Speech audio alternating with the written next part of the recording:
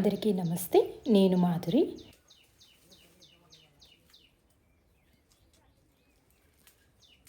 నేను మీకు లాస్ట్ వీడియోలో చెప్పాను కదా, నేను మా తమ్ముడు పిల్లలతో పాటు ఫామ్ హౌస్కి వచ్చానని చెప్పి. ఆ నెక్స్ట్ డే మార్నింగే ఇది. అయితే ఇది మీకు ఎప్పుడు చూపిస్తుంటాను కదా, స్పైడర్ ఫ్లవర్ అనే ప్లాంట్ రెడ్ కలర్ ఫ్లవర్స్ పూస్తుంటుంది. అది చాలా బాగుంటుంది.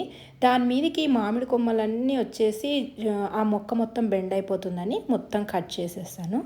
అట్లాగే నేను హైదరాబాద్ నుంచి మనీ ప్లాంట్ కూడా తీసుకొచ్చాను అనమాట. ఇక్కడ ప్లాంట్ చేద్దామని తీసుకొచ్చాను. మాకు ఇంటి ముందు మొత్తం గడ్డి పెరిగిపోయింది విపరీతంగా. ఈ మధ్యలో వస్తున్నాం కానీ ఏదో వన్ డే ఉండి వెళ్ళిపోతున్నాం. అసలు టైం దొరకట్లేదు. ఇవాళ ఎందుకో వాతావరణం చాలా చల్లగా ఉండింది. ముందు రోజు వర్షం పడింది కదా, భూమి కూడా నానింటుంది కాబట్టి ఇంకా గడ్డి ఈజీగా వచ్చేస్తుందని మొత్తము గడ్డి మొత్తం తీసేస్తున్నాము. గడ్డి మొత్తం తీసేసి పేడ కల్లాపి చల్లితే మొత్తం ఒక లేయర్ ఫామ్ అయిపోయి గడ్డి రావడం కూడా తగ్గుతుందని మొత్తం క్లీన్ చేస్తున్నాం. ఇక్కడ చూడండి, నేను ముందు వీడియోలో కూడా చూపించాను కదా, నేను వంకాయ చెట్లు ఎక్కడ పడితే ఎక్కడ వచ్చేసినాయని. అసలు ఎంత బాగా వచ్చేసినాయో, అసలు ఆ పేడ చల్లే కొద్దీ ఆ పేడ వాటర్లోనే ఉన్నాయో ఏమో, ఆ ఎరువులో ఏమైనా ఉన్నాయేమో తెలీదు, బట్ ఎక్కడ పడితే అక్కడ వచ్చేస్తున్నాయి. ఇదే స్పైడర్ ఫ్లవర్ ప్లాంట్. ఇది మాత్రం పువ్వు చాలా అందంగా ఉంటుంది. నేను ప్రతిసారి చెప్పినప్పుడల్లా చెప్తూనే ఉంటాను. ఇది యాక్చువల్లీ దీని ఫ్లవర్స్ సాలడ్గా కూడా తింటారంట. నేను ఎప్పుడు ట్రై చేయలేదు, కానీ చూశాను. ఒకసారి చేయాలి దాన్ని సాలడ్. ఇవాళ మొత్తం వంకాయలు మొత్తం హార్వెస్ట్ చేద్దామని అనుకున్నాను.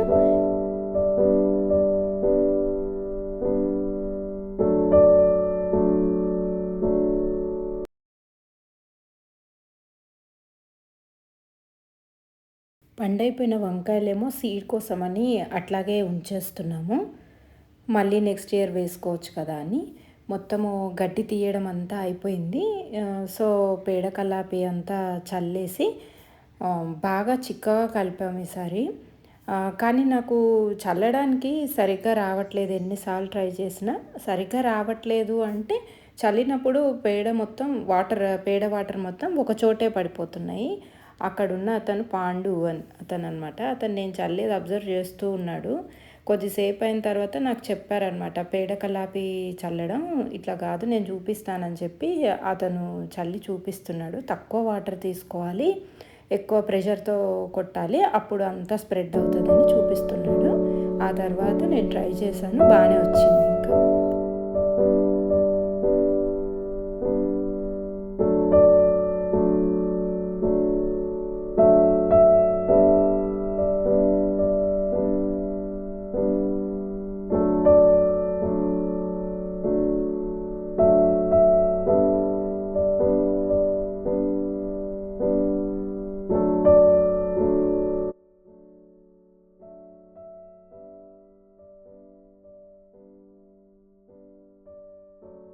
ముందు రోజేమో ఆవు పాలు పిండాం కదా, దానికోసం అని చెప్పేసి తను గిన్నె పట్టుకొని తిరుగుతుంది. ఎప్పుడు వెళ్తాము పాలు పిండడానికి అని చెప్పేసి. కొంచెం పని అయిపోయాక వెళ్దాంలే అని చెప్పేసి ఆపాను అనమాట తనని.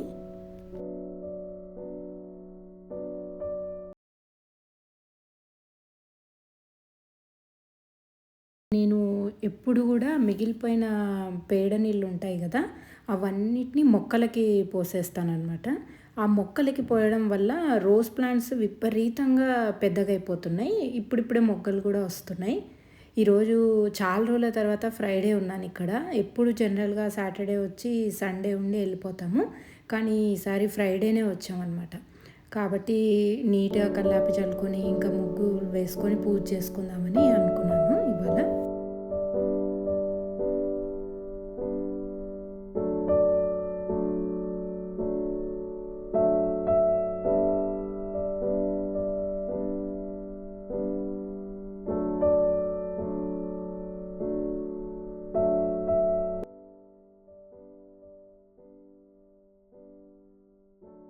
ముగ్గులు వేయడం ఇంకా బాగా నేర్చుకోవాలి.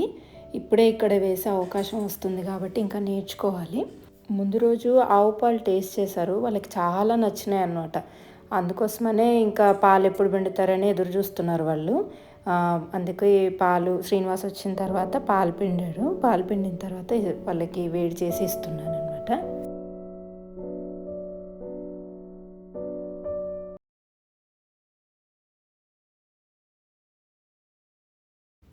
ఇవాళ యాక్చువల్లీ చాలా పనులున్నాయి. మామిడికాయలు మొత్తం చెట్టు మీద పక్వానికొచ్చినవన్నీ కట్ చేయాలని చెప్పేసి తొందరగా వంట చేయాలని ఫాస్ట్‌గా వంట చేద్దామని రెడీ చేస్తున్నాను. తర్వాత ముందు రోజు సొరకాయలన్నీ ముదిరిపోయాయని చెప్పాను కదా! ఒక 2 సొరకాయలు మాత్రం చాలా లేతగా ఉండిన్నాయి. ఒక సొరకాయనేమో ఇప్పుడు పప్పు చేస్తున్నా. మిగిలినదేమో సొరకాయ హల్వా లాగా చేశాను. పిల్లలున్నారు కదా! ఇష్టపడతారని చెప్పేసి సొరకాయ హల్వా చేశాను. కొంచెమేమో సొరకాయ కట్ చేసి పప్పు చేశాననమాట.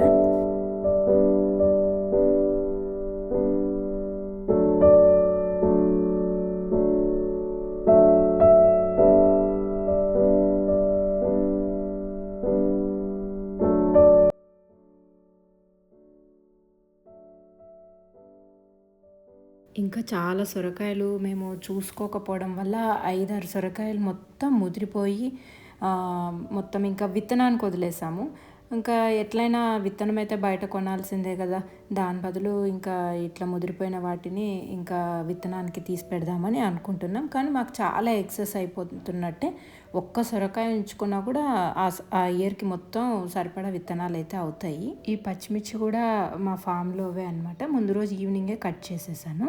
దీనికి కాంబినేషన్‌గా పచ్చడి చేసుకుందాం, మామిడికాయ పచ్చడి అని చెప్పేసి ఇంటి ముందే మెట్ల పక్కనే ఉండిద్ది ఇది చెట్టు. నాకు కనిపించింది, కాయ తెంపేసుకున్నాను. ఇది పచ్చడికాయ పుల్లగా ఉంటదా అన్నది నేనేం చూడలేదు. ఎట్లాగైనా కారం, ఉప్పు వేసి చేస్తే అదే టేస్ట్‌గా ఉంటది. మామిడికాయ ఏదైనా బానే ఉంటది. కొద్దిగా పుల్లగా ఉంటే పుల్లటి టేస్ట్ వస్తుంది. కొంచెం తియ్యగా ఉంటే తియ్యగా ఉండే టేస్ట్ కనపడుతది. కాకపోతే దాంట్లో మనం అన్నీ యాడ్ చేస్తాం కాబట్టి టేస్ట్ అయితే బానే ఉంటది.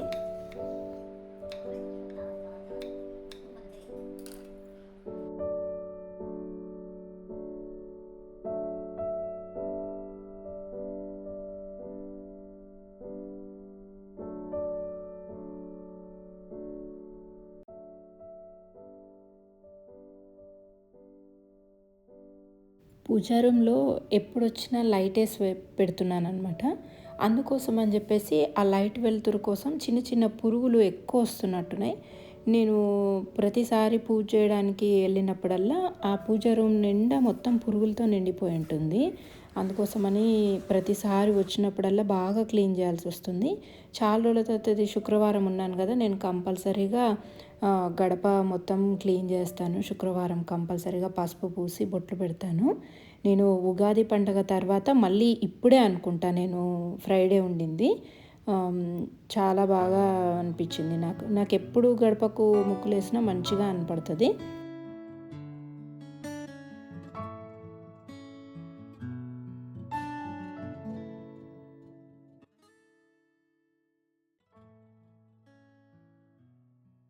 పూజ చేయడం కోసం అని చెప్పి పువ్వులు తీసుకొద్దామని వెళ్తున్నాను. ఇక్కడ మా చుట్టూరా ఇంటి చుట్టూరా మందారాలు అవన్నీ వేశాను కానీ ఇంకా ఏమీ పువ్వులు రావట్లేదు. ఇంకా ఆవుల షెడ్ దగ్గర ఉన్న దేవగన్నేరు చెట్టుకు మాత్రమే ఎప్పుడూ ఉంటాయన్నమాట. దేవగన్నేరు ఉంటుంది, నార్మల్ గన్నేరు ఉంటుంది. ఆ రెండిటికి మాత్రం ఎప్పుడూ ఉంటాయి. ఇవి చాలా పెద్ద మొక్కలు, పాత మొక్కలు అనమాట. నాకెందుకో దేవగన్నేరు అంటే మాత్రం చాలా ఇష్టం. ఎందుకంటే అది పూజా రూమ్‌లో పెట్టిన ఆ పూలను పూజా రూమ్‌లో పెట్టినా కూడా మంచి వాసనొస్తది. మంచి ఒక రకమైన వాసన. నేను ఇవాళ వేస్ కూడా ఎంప్టీగా ఉంది. పచ్చడి జాడి ఉంటుంది గదా! దాంట్లో ఈ పువ్వులు గూడా పెడదామని ఇవి కట్ చేస్తున్నాను.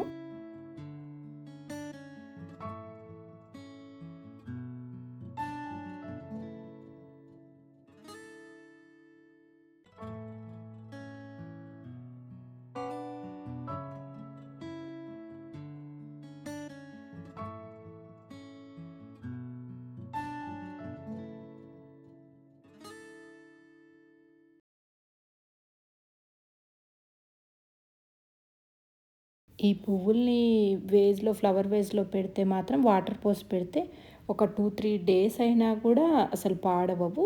వాడిపోయిన పువ్వులు వాడిపోతుంటే మొగ్గలుగా ఉన్నవి మళ్ళీ నెక్స్ట్ డేకి విచ్చుకుంటూ ఉంటాయన్నమాట. నేను ముందు రోజు వంకాయ కర్రీ చేద్దామని అనుకున్నాను. కానీ టైం అస్సలు కుదరలేదు. అట్‌లీస్ట్ రేపైనా చేద్దామని చెప్పి ఇప్పుడు మొత్తం వంకాయలు కట్ చేస్తున్నాను. ఇక్కడ అంటే మొత్తం యాక్చువల్లీ వాటంతకు అవే పడి వచ్చిన వంకాయలు 3 వెరైటీస్ ఉన్నాయి. ఇదేమో స్మూత్‌గా ఉంది, రౌండ్‌గా ఉంది. ఈ పైన టెక్స్చర్ స్మూత్‌గా ఉంది, రౌండ్‌గా గ్రీన్‌గా ఉందనమాట. ఇవేమో చిన్నగా ఉన్నాయి, లైన్స్ ఉన్నాయి. గ్రీన్‌వే మొత్తం ఓవరాల్‌గా అన్నీ గ్రీనే ఉన్నాయి. మ్యాంగోస్ కట్ చేయడం కూడా స్టార్ట్ చేసేసారు. మా హస్బెండ్ లక్ష్మీనారాయణ, తర్వాత మా తమ్ముడు మరి చెట్టెక్కి మరీ కట్ చేసుకుంటున్నారు వాళ్ళే. ఎందుకంటే చాలా పళ్ళు చెట్టు మీదే పండిపోయినాయి ఈసారి. అందుకు వాళ్ళకి కనిపించినవి కనిపించాయి. సరదాగా వాళ్ళు చెట్టెక్కి మరీ కట్ చేసుకుంటున్నారు.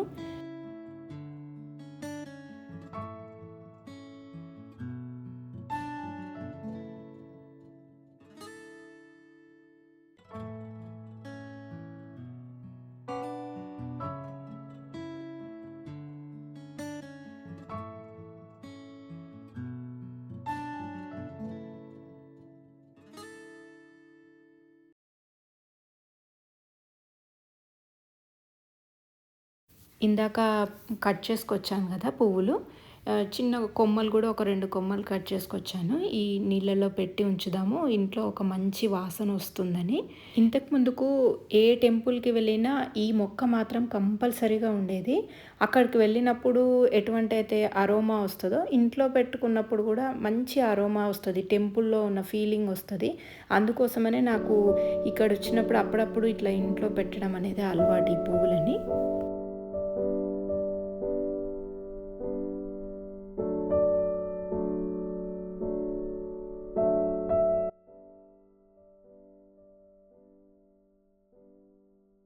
వాళ్ళు మామిడికాయలు కట్ చేయడం కూడా స్టార్ట్ చేశారు. నేను ఇవాళ అసలు బ్రేక్‌ఫాస్ట్ తినలేదనమాట. పూజ అయిపోయేసరికే నాకు లంచ్ టైమ్ అయింది. నేను ఒకటేసారి డైరెక్ట్‌గా లంచ్ చేసేసిన తర్వాత ఇంకా నేను వెళ్దాము, నేను కొన్ని కాయలు తెంపుదామని అనుకున్నాను. ఎంతైనా మన చేతులతో కాయలు తెంపితే ఆ ఆనందమే వేరుంటది గదా!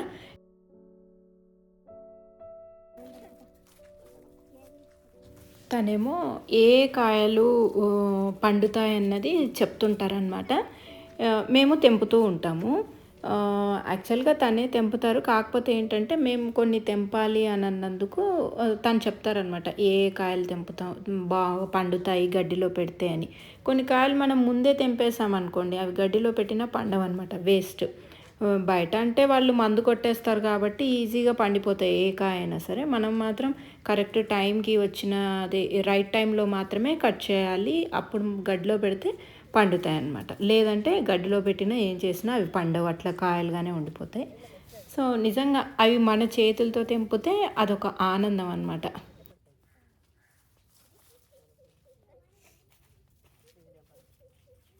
కాయ చూస్తే పైన యెల్లోగా అనిపిస్తుంది.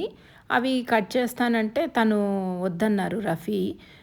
ఎందుకంటే ఎండపడి అది కలర్ మారింటదంట కానీ అది పండవడం కాదు. పండవుతే ఆరెంజ్ కలర్‌లో వస్తది. అది వేరే కలరు లైట్ యెల్లో వచ్చిందన్నా కూడా అది పండైనట్టు కాదు అని చెప్తున్నారు.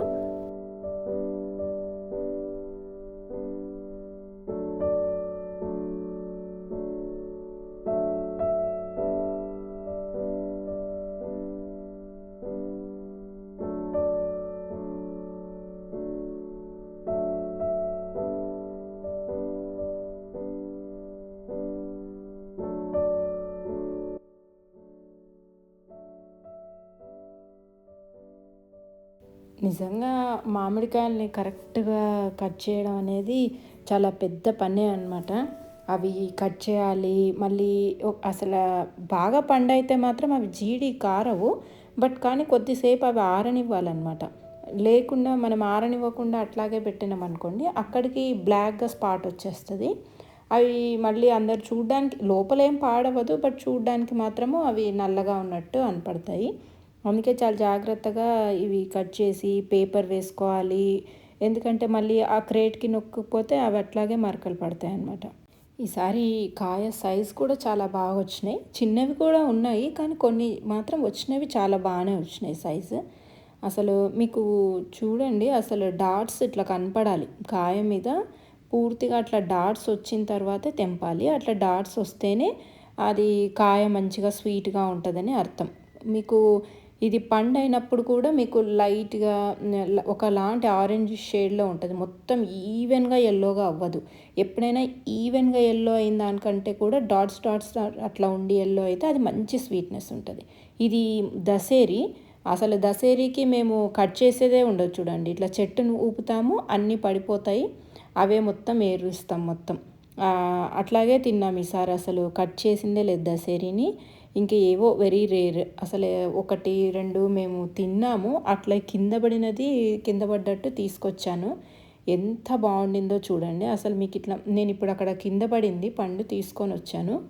చూడండి లోపల ఎంత ఆరెంజ్ కలర్ ఉందో. అసలు నేను తింటే అది అసలు ఎంత మధురంగా ఉండిందంటే అంత మధురంగా ఉండింది అసలు. ఇంత జ్యూసీగా అసలు చాలా బాగుండింది అసలు.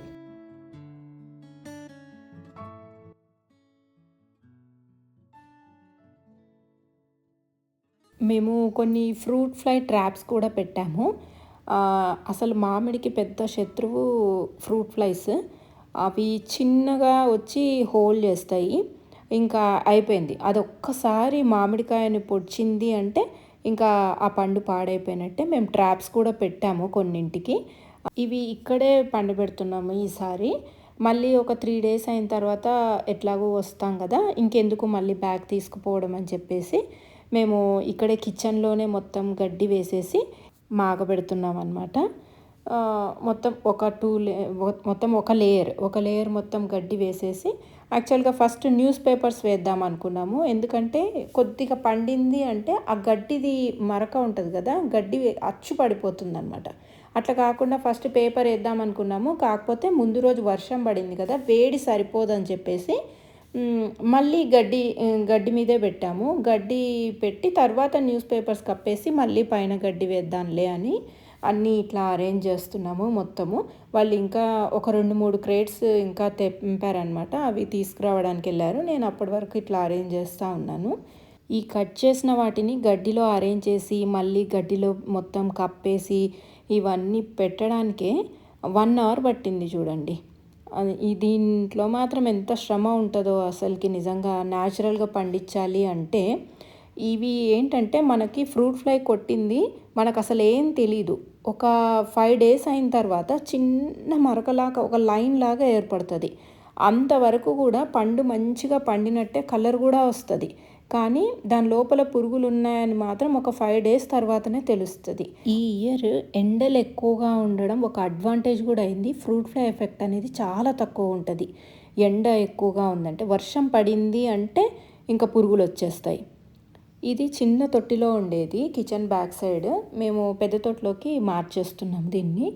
ఇంకా వెళ్తూ ఇంకా ఇలాంటి పనులన్నీ చేసుకొని వెళ్ళిపోదామని ఇంకొకటి కూడా క్రీపర్ ఉంటుంది. దాంట్లో కూడా మట్టి తక్కువైంది. అది కూడా ఫిల్ చేయాలి.